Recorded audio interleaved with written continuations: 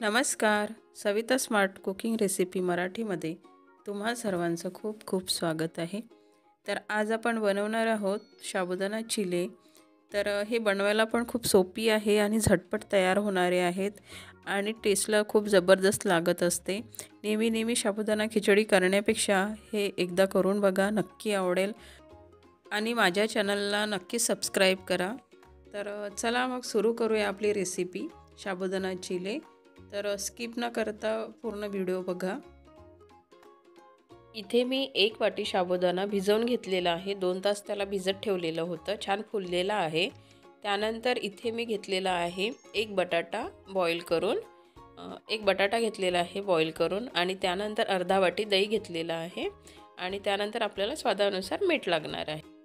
आता आपण काय करायचं, साबुदाणा जो आहे तो आधी आपण मिक्सरमधून काढून घ्यायचा आहे. त्यानंतर त्यामध्ये दही पण टाकून घ्यायचं आहे आणि हे सगळं मिक्सरमधून काढून घ्यायचं आहे. तर तुम्ही बघू शकता साबुदाणा आणि दही मिक्सरमधून काढल्यानंतर त्याचं बॅटर असं तयार होणार. तर हे मी आधी ते पॉटमध्ये ट्रान्सफर करून घेते.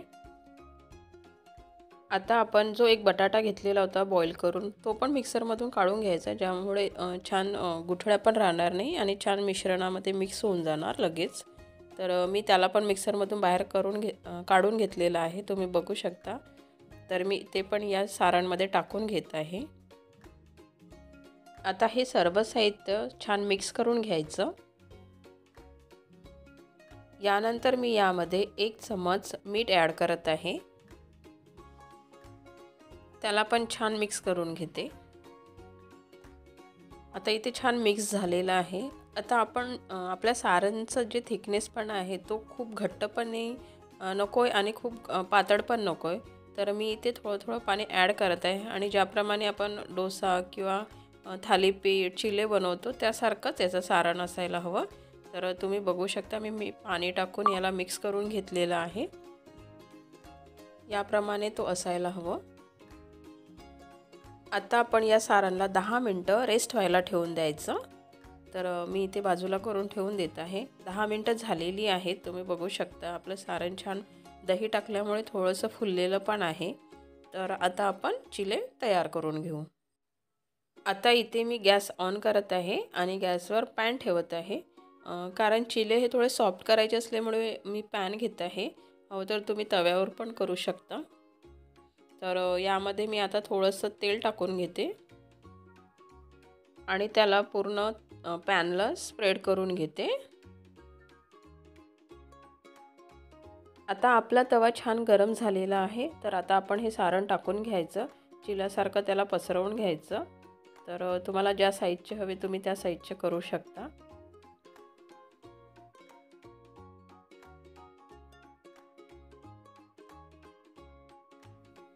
आता आपण याला पलटवून घ्यायचं, कारण आपल्याला हे दोन्ही बाजूने शिजवून घ्यायचं आहे. तर मी याला पलटवून घेत आहे.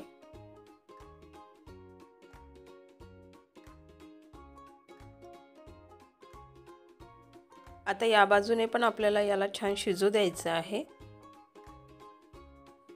आपला चिला आता दोन्ही बाजूने छान शिजलेला आहे. तर मी आता ते काढून घेते आणि असंच सगळे चिले तयार करून घेते.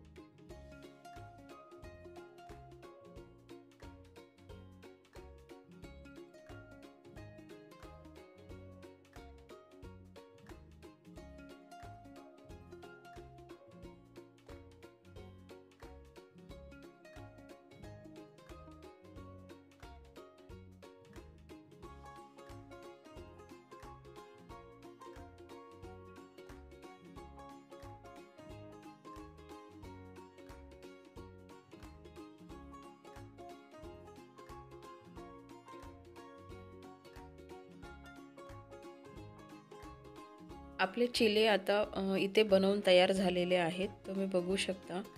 तर आता आपण प्लेट तयार करून घेऊया.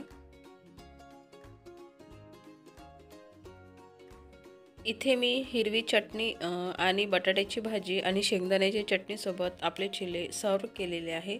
हिरवी चटणीमध्ये मी मिरची, पुदिना आणि कोथिंबीर, मीठ टाकून त्याला पेस्ट बनवून घेतलेली आहे.